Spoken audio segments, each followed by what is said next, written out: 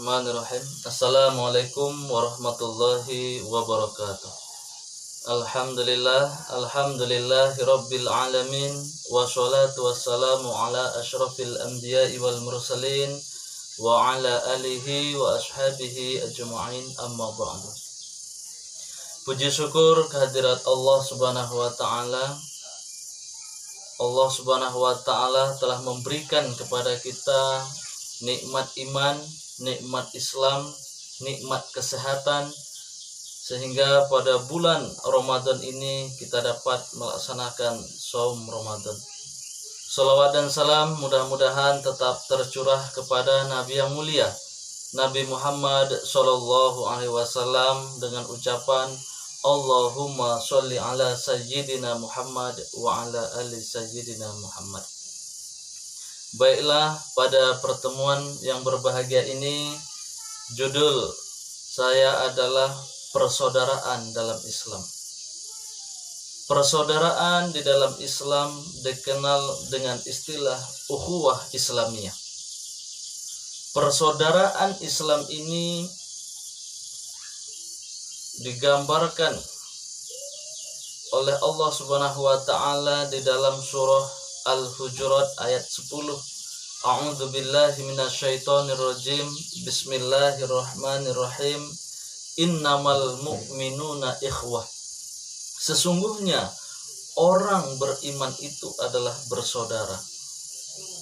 Di dalam Islam, asalkan orang itu telah beriman kepada Allah Subhanahu wa taala, beriman kepada Rasulullah sallallahu alaihi wasallam, maka mereka itu adalah saudara kita. Apakah mereka memiliki suku yang berbeda? Apakah mereka dari bangsa lain, dari Asia, Afrika, Eropa, ya dari benua yang lain misalnya, asalkan mereka itu beriman kepada Allah Subhanahu wa taala, mereka adalah saudara kita. Kemudian Rasulullah Shallallahu alaihi wasallam, kita lihat dalam secara historis Rasulullah Shallallahu alaihi wasallam mempersaudarakan orang-orang muhajirin dengan orang-orang ansor. Persaudaraan yang dibangun oleh Rasulullah Shallallahu alaihi wasallam adalah berlandaskan dari akidah Islam.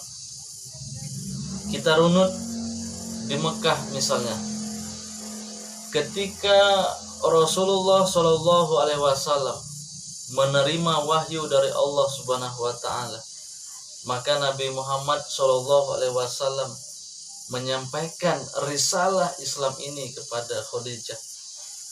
Kemudian Rasulullah Shallallahu alaihi wasallam menyampaikan kepada sahabatnya Abu Bakar As-Siddiq.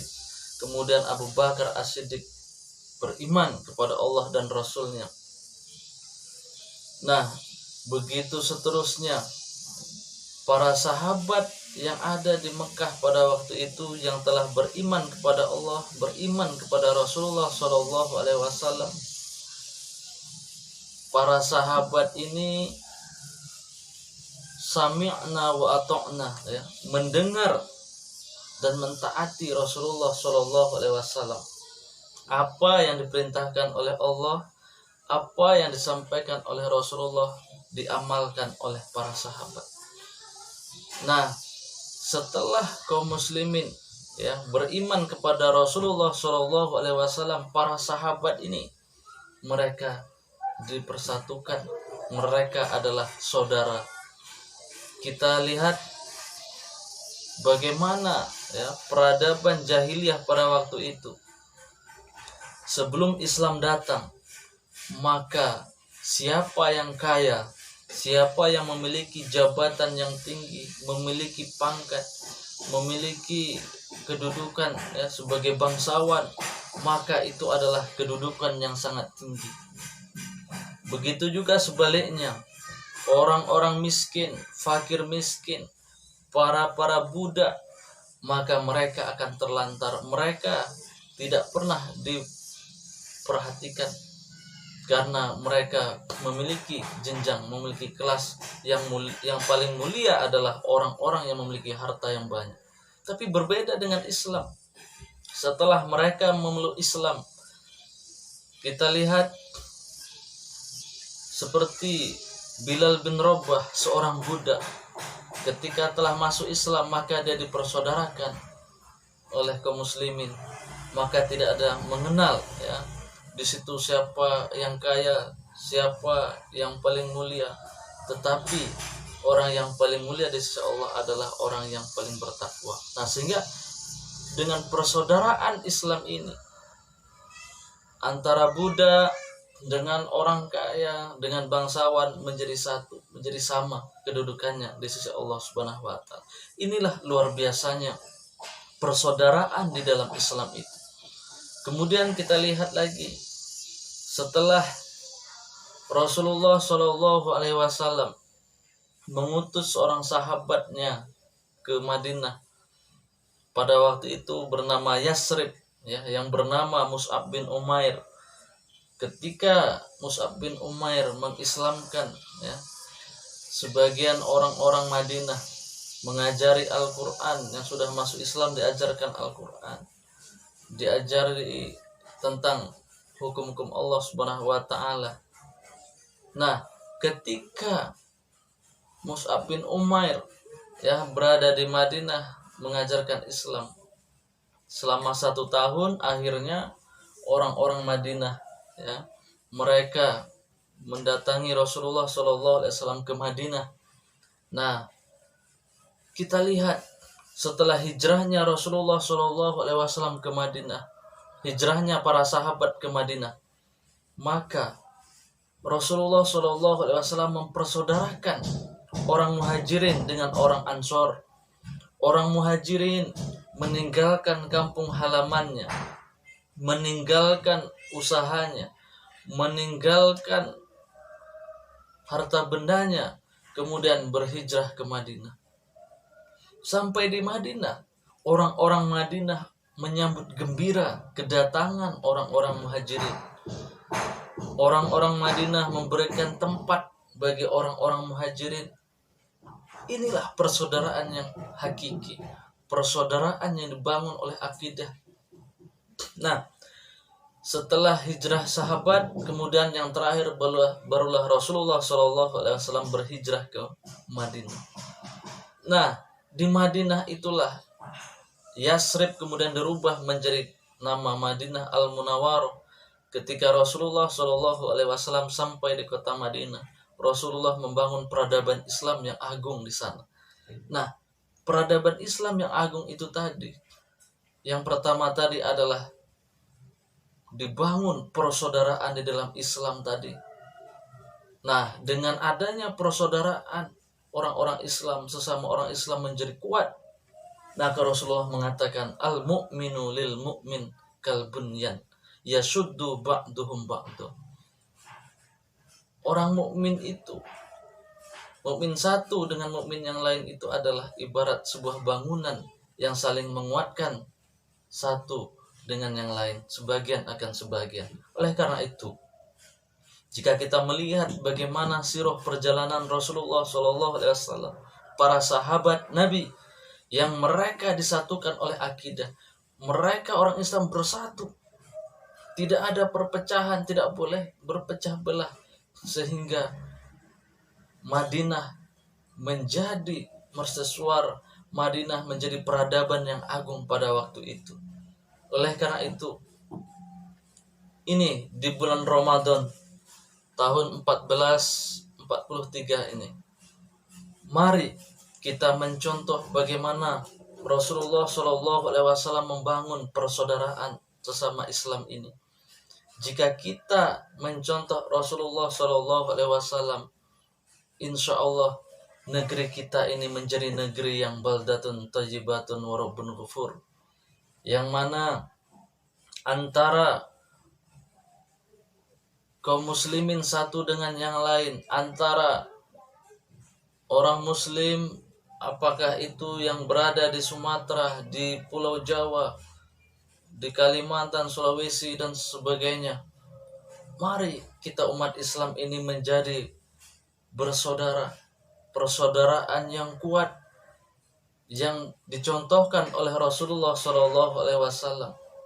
Dengan kekuatan itulah kita saling tolong menolong, orang kaya menolong yang miskin membantu yang kaya, mendoakan yang kaya, kemudian saling kasih mengasihi, sayang menyayangi, kemudian bersatu kaum muslimin ini ketika sholat misalnya, pergi ke masjid.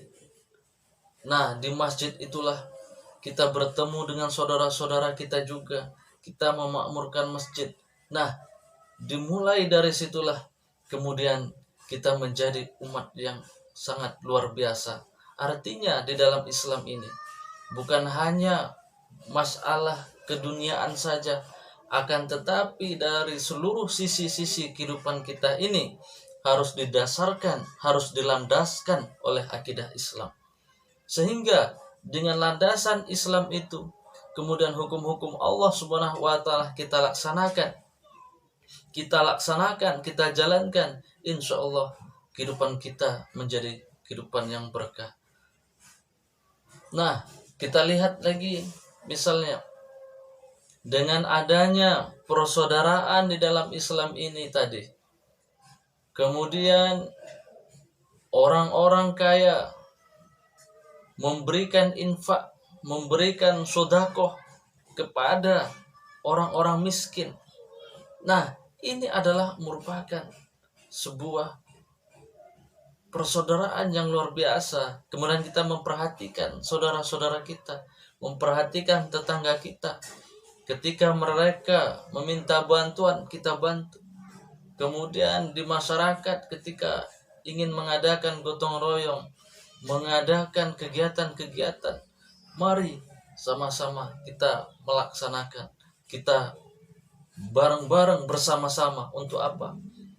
Inilah persatuan di dalam Islam itu. Sehingga dengan adanya kita saling sapa menyapa, maka dalam Islam kita harus saling memberikan ucapan salam.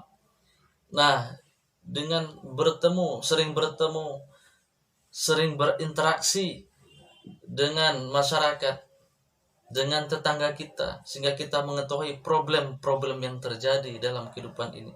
Apalagi dalam kehidupan saat sekarang ini, kehidupannya yang bertambah sempit, ya, tantangan ekonomi yang begitu mengerikan.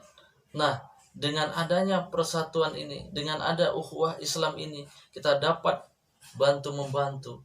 Dan yang paling terpenting adalah dari sirah Rasulullah SAW adalah kita selaku umat Islam ini mencontoh apa yang dilaksanakan oleh Rasul, kemudian adalah melaksanakan aturan Allah Subhanahu wa taala itu. Apabila persaudaraan Islam dibangun berdasarkan Islam, insya Allah kita akan menjadi umat yang kuat, menjadi umat yang maju.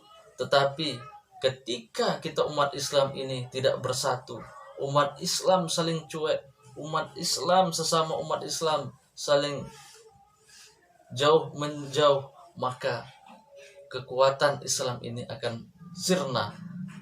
Nah, terakhir adalah mari kita selaku umat Islam saling bahu-membahu, saling bantu-membantu, sehingga dengan adanya persatuan Islam, persaudaraan Islam ini, insya Allah kedepannya kita menjadi umat yang terbaik.